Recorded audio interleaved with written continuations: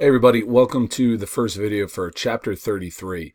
Now, the title of this chapter is The Building of Global Empires, but really this is about imperialism. The concept of conquering and adding territory has been around since literally the beginning of civilization. Industrialization in the 19th century, though, brought a new element to imperialism. Imperialism wasn't about controlling trade routes so much anymore. Excuse me. It was about getting natural resources, and it was about a growing divide between the industrialized world and the non-industrialized world, as the industrialized world felt that it was their right and maybe even their responsibility to control the non-industrialized world. First, let's get into the motives for imperialism. Now, motive, is a legal term for why'd you do it, okay, the reason for doing something. And before we get into the actual motive, let's first talk about the specifics of modern imperialism and colonialism. Now, the word imperialism itself didn't start to come around into circulation until the mid-19th century. Now, as I said, going out and conquering other territory had been around for thousands of years, but imperialism in this modern sense is relatively new. Also, imperialism and colonialism are not exactly the same thing. Imperialism can refer to the military conquest of other territories, or when a more powerful nation will dominate trade and economic relationships with weaker nations. Okay, exemplified here by this political cartoon from the late 1800s about England being this kind of monstrous octopus-like figure that's got hands literally all over the world. It wasn't just in terms of conquest and territory expansion, it was also in terms of trade and economic domination. Colonialism, though, refers to the creation of colonies. Now, modern colonies weren't just about populating foreign land with settlers like the ancient Greeks did around the Mediterranean. Not that many British moved to India, but it was still considered a colony because the British placed government, economic, and social structures in India that established British power. Both imperialism and colonialism, though, were viewed by many industrialized nations as necessary for their expansion of power. So now let's get into the motives, starting first with economic motives. Overseas colonies could be very valuable sources of natural resources for industry, especially materials not available in Europe, such as rubber, tin, cotton, oil. Eventually, by the 20th century becomes very valuable. Colonies were also seen as markets where industrialized nations could sell all of these new manufactured goods they were making, although this motive has mostly proven to be false. Colonies actually received very little in the way of manufactured goods from parent nation. It's tough to buy a lot of stuff when you don't have money, so that whole thing was a bit of a myth. But the natural resources, okay, whether it would be precious metals, foodstuffs, or especially these raw materials, that was big for the dinner table of the mother country there. Okay, another reason is political motives. These reasons often overlap with military reasons. Some colonies gave the parent nation strategic control over sea lanes and spots on which to post their military, and also controlling these sites denied them to rival nations. Imperialism also had very, very helpful domestic political uses as well. It inspired patriotism, right? It inspired nationalism. It gave a nation an identity of strength. Now, besides the actual motives, there were also cultural justifications for imperialism. Chief among these was religion.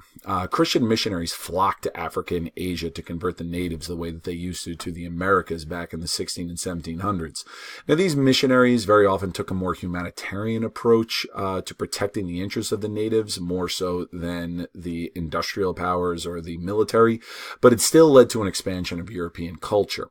Christianity was viewed by the Europeans as just one element of this overall civilizing mission. It was known as a mission, and I got to make sure I pronounce this correctly, civilisatrice.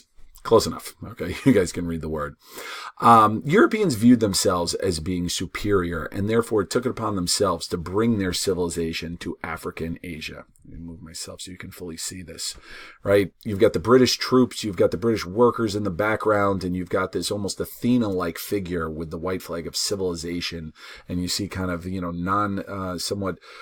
non-specific, but just obviously darker complexion natives, and it's tough for you to make out maybe, but on their flag it says barbarism, right? So it's barbarism versus civilization. This belief was epitomized by the British poet Rudyard Kipling in his work, The White Man's Burden. We'll read about that more in class. But, they felt that it was their responsibility, it was their duty to bring this civilization to the rest of the world. Now, the tools of civilization, regardless of how strong the reasons or the motives were, Europeans would not have been able to achieve these huge empires if they didn't have the tools to make it necessary. And by tools, I mean technology. First, transportation technology. The most important innovations in transportation in the 19th century was the steamship and the railroad. Steamships, now armored and with cannons, they could travel faster and much further inland than the old sailboats. Remember, the British use of steamships was what really gave them the advantage in the Opium War, and it was used just as effectively in conquering Africa and Asia. Canals were also being built, like the Suez and the Panama canals, making trade routes shorter, and railroads allowed colonial militaries to move quicker. And plus, all of these made transporting raw materials faster. Another advantage Europeans had was military technology. Now, muskets of the 18th and 19th century were powerful, but still took a while to reload, and they weren't the most accurate. By the late 19th century, though, Europeans were using rifles, and what gave them an especially big advantage, machine guns.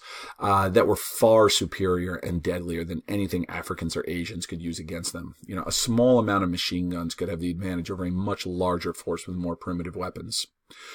Additionally, communications technology were starting to really take off at this time. The beginning of the 1800s, it might take as much as 2 years for you to send a letter from England to India and then get a reply back.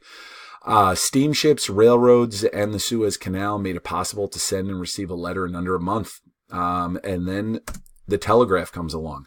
The telegraph was a major innovation of this time. Land telegraphs were widely used by the 1830s, and by the 1870s, underwater cable lines were linking numerous continents. You know, by the year 1900, cable lines linked the British Empire all throughout the world. You know, now it was possible for you to get a communication, possibly within a matter of hours if the cable lines were working well. So imperial powers could rapidly communicate to deal with issues, and also merchants, you know, these powerful merchant companies could be kept informed of trade conditions thousands of miles away. Anyway, for the first video, I just want to give you kind of a quick overview and foundations of imperialism. And then in the next video, we'll get into more of the specifics of the different countries and European countries and where they conquered.